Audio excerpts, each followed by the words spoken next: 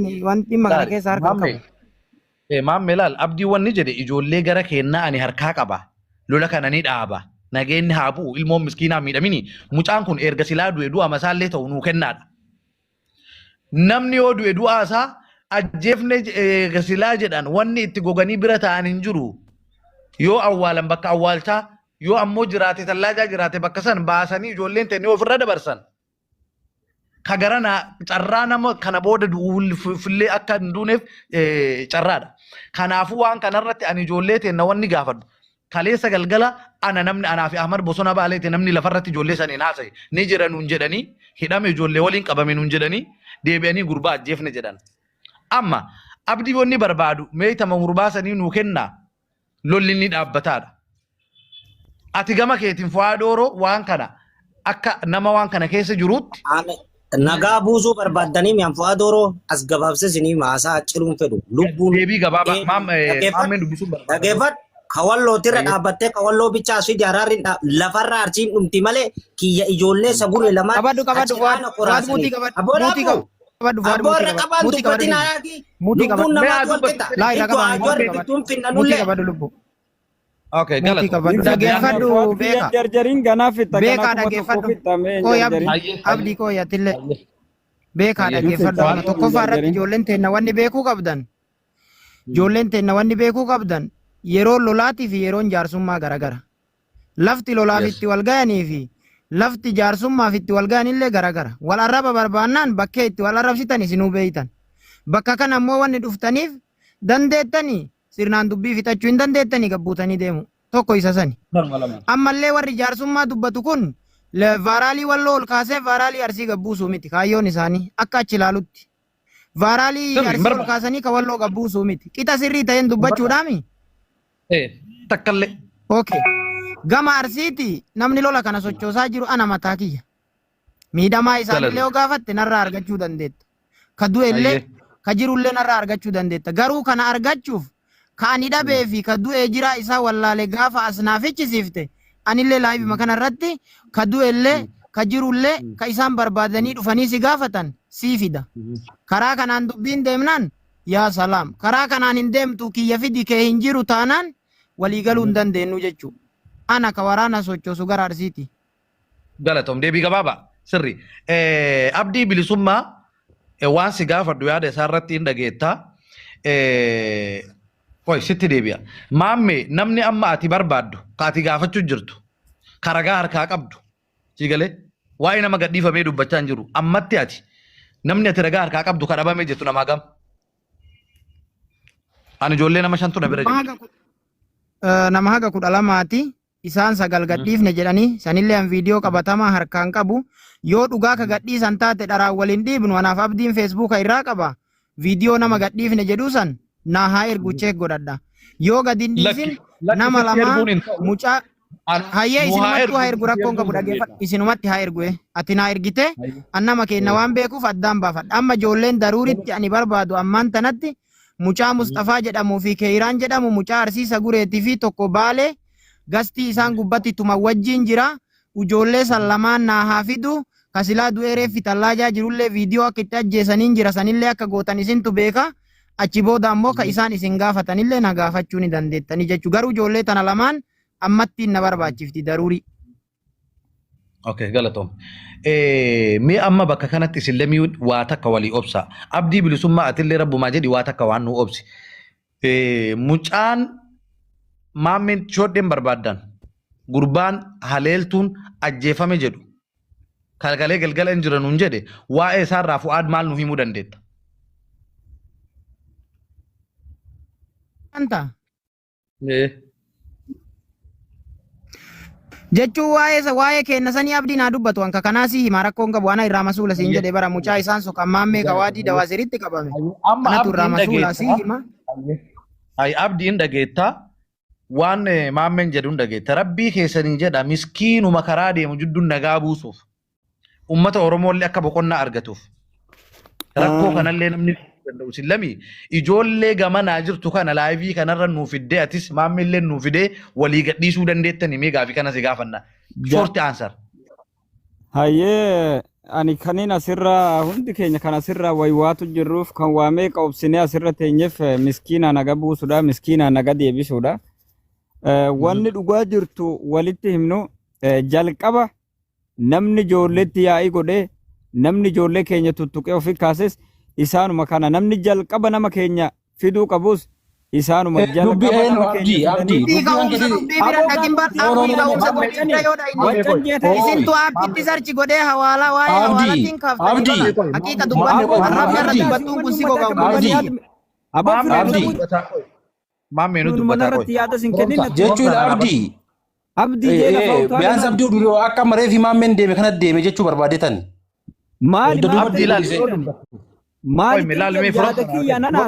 Maali tan deemu jiran? Laali abdii kiyya ijoollee tanatu kana kaasee fi sana kaasee miti wanni irra jirru amma maammeen ijoo mucaa natu waa mas'uulaa ni baasaa waan gama kenna jiru ijoollee tana lamiin barbaadaa nama haganan barbaadaa tanaaf naafi daatii kanallee kunuuti narraa argadhaa jechuun jira ati kana nu gochuu dandeettaa qofa si gaafanne ebalutu akkas ta'e san akkas ta'e waan keessan deemnu.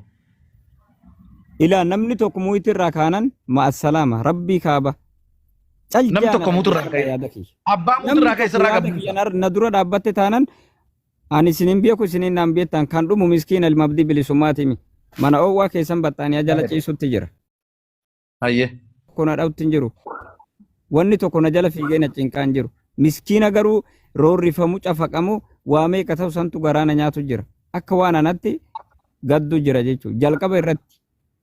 Namni jalqaba jaalattanis jibbitanis ilma walloo qabees kajoollee tuttuqee ofitti kaases ilmaan keessan. Nuyi akka wallootti sheeka keenya dhiisi manduggicha keenya dhiisi abbaa gadaa keenya dhiisi maraatan asirra jiru an abdii bilisummatu ilmaan walloo qaba. Nama kiyya reefqa kiyya mucaa kana naafidi hoonan ilmaan walloo qabatuu dadhabe hoonan durriyyee walloo qabatuu dadhabe wallaahi riyaa keessan jira akkaan bahee dhaqee manduggotti of kennu fedhan du'anatti haa faradani fedhan umriinatti haa faradani fedhan dhagaye. Hammoo bakka lubbuun ilma namaa walqixatti wallahi lazim yoo mucaa maammee kana baasuu hin dandeenye manduggummaa tokko hin haasayinaa waa tokko naga fiduuf hin yaadinaa inni miskiina isa dhume rahmata kadhaa haadha rabbi sabrii haa kennu jaatii duraa maqadhaa walaa cafaacafu kuni waan abdii bilisummaa kanarratti masuulummaan fudhadhu hanga mucaa maammee bahutti masuulummaa ilmaan walloorraa sheekni fedhees hin fudhatu manduggoon fedhe abbaan gadaa fedhe hin fudhatu gaafa mucaan kun bahe immoo funyaan ilaa ijatti wal dhaabbannee baaligee nu jiru gurra qabnee afaan qabachiifnee uskuutu goonee teessisiif mucaan nu baasa gaafa keenya baastanii du'aa isaa horeef qagarre qarbanne isin keessan nu gaafadhaa nu isoo du'aa harkaa qabanne du'aa keessan reef qareef qumaan galchan miidhamaa maan galchan fayyaa immoo fayyamaan galchan akkuma nama keenya argannetti namuma keessan isinii deebisnee isinii kennina yoo kana hin taane isin nama kiyya asitti fidaadhaa lubbuun namaa waliin caaltu osoo hin taane obboleessoo dhageesse. Dhaga. Hoo dhugaa jirtu miskiina yaaddan hoo dhugaan miskiinni nagaa argatu barbaaddan nu ilmaan walloo isa du'ees yaafnee reef qadachi keessaa guursisiifnee lafee isaa guursisiifnee hin fidna ijoolleen teessan kunooti ilmaan keessan nama keenya reefka keenya fichisiisa reefka keenya ijaan nu garsiisa. Yoo kana dummaa naasonnu sheekummaa abbaa gadummaa hin naasonnu hayyee nagaafadhe maammeen kun hin fidaa sanaanatu irraa mas'uulaa jedhe asumarratti ebalu dura haa fidu miti sa'atii tokkoof wayitii wal fakkaatatti waan jiru isin lachuu yoo nuu gootan dandeessu akkas amma atilleen inni haa fiduudha innis inni haa fiduudha. Tokko jalaa galuutti hin dandeenyu. Isin lachuu waan nu jennu yoo nu dhageettanii nu fudhattan sa'aatii mijjaa waan nutu godha. Akkaataa mijjaa waan nutu godha. Maaliif atillee maammeen haa mul'atu booda na gaafadhaa jetta. Fu'aadilleen ijoolleen lamiin mul'attu malee waan kanaan dubbadhu jedha. Si galee? Yaanni amma asitti wal bira kalaa'e dubbiin wal bira kaloofte akka wal hin maqne. Si galee? Sa'aatii ma wal fakkaatatti atis waan gamanaa nuu fiddee innis yoo waan gamanaa nuu fide nuu fudhattaa maammee ni fudhachiifanna. Baraan dubbadheen jira bar ani gaafa nama kiyya san jira haa ta'u du'a haa ta'u reefqa nama kiyya haa ta'u miidhamaa haa ta'u jaan argadhe nama keetis caccabaa haa ta'u reefqa haa ta'u anis siifan fidaa siin jee bar hoo qarbamee biyyeen irra awwaalamte nama kiyya san itti ergee nama awwaale san awwaalcha keessaa nama kana baasi jeeni fidaa jee bar. Hayyee galatoom.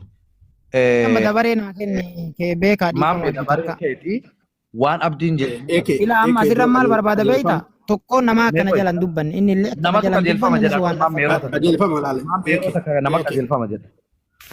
Qajeelfama. Ani Yoo dogongora dhiifama naa godhaa jiran an nama jaarsummaa beeku. jechuun waan sirraa'uu qabu wayii anamma abdii bilisummaa biratti illee rakkoon argu maammee biratti illee rakkoon argu. Addunyaa kanarratti akka aadaatti illee akka seeraatti illee qaamni wal dhabe lamiin waliin taa'ee dhugaa walirraa argachuu hin danda'u. Nuti Oromoodha. Obboleeyyan Oromootu wal lole. Bareentuma ilmaan bareentumaa wal Oromoo keessaa illee. Lallabadhaa Oromoo bal'oo jira. Oromoo godina biraa jaarsa filadhaati. Dubbii tana akka laalan godha. Abbaa fedhe haa ta'u, fedhu Harargeerraa haa ta'u, fedhu Jimmarraa haa ta'u nama sadii filadhaati. Adeemsa. No, firoomsa. Adeemsa. Lama shan. Firoomsa obsi akkas malee hin ta'u. Adeemsaa fudhannu re. Eela ijoolleen Hayyee maaliif lachuu jettadin? yaada abdii qabu waasaa jiran ijoolleen lachuu waan abdii qabu dubbachaa jiran. Kanaafi baranillee rakkoon hin jiru siin jedha baramma. Isaan irraa haa baafnu re. Lama shallaa waan kana waan itti oofneef beeytaa nuti. Lama shan waan kana wallaalleetii miti. Nama itti horachuullee wallaalleetii miti. Akka nuti deemaa jiru sirriillee kan ta'e hin beekne qophatti waan kana. Yoo miskiin Hin beekne. Waan ammoo waan kana gooneef beekta. Isinirraa gabboo na dhageeffadhu laa eeke yeroo takka na dhageeffadhu. Hin bu'in Yaa jechuun akka gabboo barbaada na dhageeffadhu galaal. Wanni abdii bilisummaa haasa'ullee obboleeyyan kun miira keessa galanii wal lolan. Namni hogguu wal lolu tokkoma dura balleessa. Namni wal qixa waan balleessu. Ka ammoo haqa namaa kennee akka boodaafillee walitti fayyan ka godhu jaarsa nama hedduu taa'u bar biyyatti illee beeknaa gosaa fi gosti wal loltii gosa biraatu hedduu taa'a. Ani osoo amma tuulama ta'e yookiin harargee ta'e abdii bilisummaa kana yoo awwaan fedhe jedhee na dhageeffata. Maammeellee na dhageeffata. Dhugaata yoo kalaal rakkoon amma jirtu tun akka furamtu. Obboleeyyan kun miskiinni gaara keessa deemu kun akka waliin finne barbaaddan nama dhugaa Oromummaa jaalatu. Nama tokkummaa Oromoo jaalatu. Dhiini miskiinaa kun itti dhagamu. Abbaa feetan sooshaal miidiyaa kanarraa hin beeytanii filadhaati abdii bilisummaa achiteetti affeera. Maammeellee achiteetti affeera. Warri wal dhabe taa'ee dhageeffanna. Manguddoo yaada abdii bilisummaa irraallee abdii bilisummaa itti haa himatu. Maammeen illee haa himatu. Dhugaa hedduu kana hedduutti namni nama haa araarsu. Ka araarsuu danda'u nama waan kanarraa bilisaati. Eekee tana jala mureessitti himaa. Kana na amala. Ijoolleen kun walitti araaramuu diiduutti hin jirtu nama walitti araarsuu dhabame malee. Ijoolleen walitti baay'ee kaluu jirti. Yaanni jaraatis abdii birallee hammeenyi hin jiru. Maammii birallee hammeenyi takka jiru.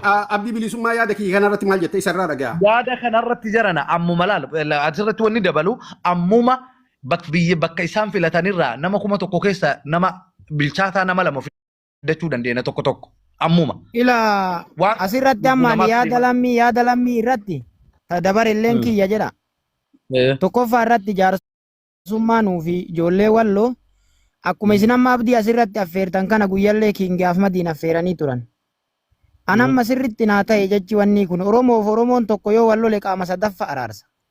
Isin amma tarii warri waa dubbataa jirtan kun Arsii ta'uu dandeettan. Walloon ta'uu dandeettan kana lamaan keessaan baatan. Dubbiin ammoo bakka isin walloon keessallee hayyuu finnee Arsii keessallee hayyuu finnee ijoollee teenna ufuma walitti qabnee araarsina jettan san hin jirtu. Amma dubbannee akira walumatti wanni addaa yaa'u taati. Maaliif jennaan namni hundi akka ani jedhetti naa dubbadhaa jedha ka walloollee anillee akka ani jedhetti naa dubbadhaa isinin jedha. Ammallee dubbiin tun nama kuma kanarratti laayivii gubbatti osoo hin taane yoo dhugaa waan kana heddan lafarra gabbuuftanii gama Arsiitillee nama yoo as deebi'e hawaasa amansiisuu danda'u fudhattanii gama wallootillee yoo inni dhugaa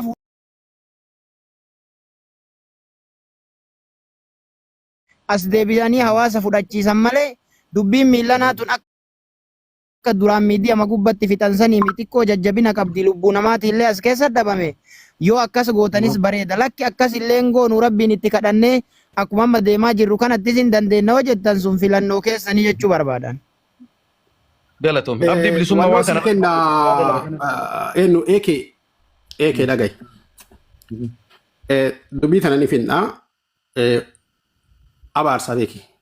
Tilmaan bareentumaa nama amantii tokko qabu ka Oromoo keessattuu ammoo namni silaa har'a borullee rabbiin biraa waa waliin eeggatu ka Oromoo keessallee walitti aanu yeroo akkana wal goonu nama gaddisiisa. Anammoo inni waa jechuu barbaade nama aadaa Oromoollee beeku nama hortee teena tanallee sirriitti beeku nama safuu Oromoollee beeku nama sabboonummaallee qabu an isinii wannoo godhaa qalbeessaa Mammad ni beeytan jedheetii yaada ijoollee walloollee sirriitti beeyti ijoolleen arsiillee ni beeyti jibbaa arsiirraallee hin qabu walloorraallee nama jibbaa qabu nama Oromummaa fi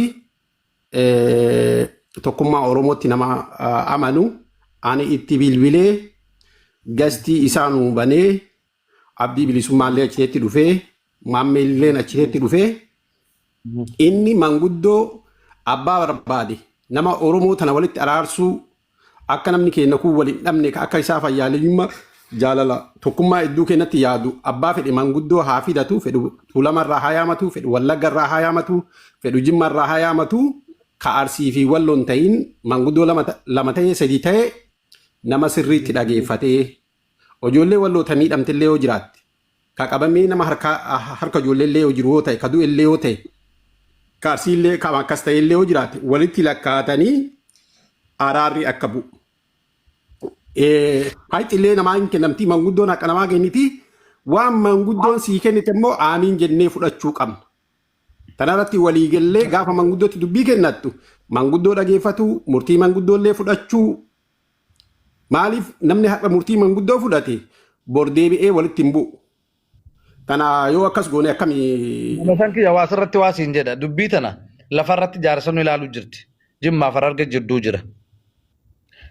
Amma to'annoo manguddoo saniitiin ala taatee lolli deebi'e lola deemu jira nama du'u jira siigalee lubbuu namaa badu jira sanii fuula itti gallee akkuma nageenyi bu'uuf gartee garanatti itti xiyyeeffannee dhiibu jirra malee akki silaa akkasuma amma ammoo waan namni walitti lafarratti harkaan walitti jiruuf sababni namni harkaan walitti jiruuf ammoo sababni ijoon bakka tana jiru akka furamuuf wanni dhiibnuufi akkuma lubbuun harki namaa walirraa dhaabbatee lubbuun namaa baraaramtuuf yoo karaa ati jette kana deemne. Maarree ani qalbeessa taa bilbilu laal eeke laal. Ammuma yoo nuu dhufe haa nuu dhufu laal ammuma nuu haa dhufu. Laa asirratti osoo hin ta'in laal mana Arsii keessatti illee ta'u mana Walloo keessatti illee ta'u na dhaggeeffadhu. Na dhaggeeffadhu mee lama shan kiyya akka ati jettu kanatti guyyaa 3-4 karaa dheerata. Sigalee. Bifa sanii yoo itti fufne ganaa lafarratti beellama qabu achitti beellama qabu lafarratti yoo ta'e gosa jaarsota gugurdoo Harargeetii fi Jimmaattu jidduu jira harkaa qaban ummata sanuu harkaa baate qalbeessan tokkichi miidiyaa irratti dhufee maal godha yoo dandeenye ijoolleen tun kaluu jirti namni lama Wallaggarraa yookiin Jimmarraa yookiin Shawarraa yookiin qalbeessan maa sunuu nuu dhufee siigalee akkaataa itti ijoolleen ani barka siin jechuu jiru laa eeke siin dinne bar laal gasti illee jarrumaan nu waabanan mana kee kana cufu. Ni danda'ama har'aadhumaa oolee kan boru deebi'ee dhumu tana hambisuudhaaf waan hojjetamu osoo wal gaafanneewu. Isa nu ka barbaanne isa sani karaa 2-5 deemu kun karaa dheeraa lubbuu namaa ka amma duutti jirtu baraaruuf yeroo waan dhaqqabamuu miti. So lubbuu namaa ta amma duutti jirtu. Wanti jedheef reefi kanallee adeemsa jedhee wanti jedheef amma ijoolleen walitti dhiyoo jirti. Du'a namaa kanallee argaa jirti. Waa hunda isaa keessa jirti ammaan kana akka dura sanii miti erga ijoollee haga kana ol bira teettee nuun haasa'uu dandeette maaliidhaaf guyyaa boru gidira namatti dhiyeessineetiin karaa beellama guyyaa 5-6 deemurra rakkoo waa walitti dhiyaate kana asumarratti nu hamma dandeenyeen haa furru jaarsonni tabiraa gosti ambaasa jidduu jirtu ni jirti. Isaantu akka itti godhuu beeka san rakkoo miti. Garasitti dabarsu. Dubbiin akka manduggoo san harka baate waan harka baatee fi manduggoo biraa deebi'amteef osoo na dubbistani sababa ishiidha. Maanguddoo warra lafarratti harkaa qaburraa. Mee utuu dhimma isaan irraallee oduu nu dhiifte abdii oduu garuma dubbii qallaalitti nu dhufte. Jimmaa Maali abdii sheekota abdii yoo amma jimmaatis sanin beekan sanan quba qaba yoo garas deebine sawwaan maanguddoo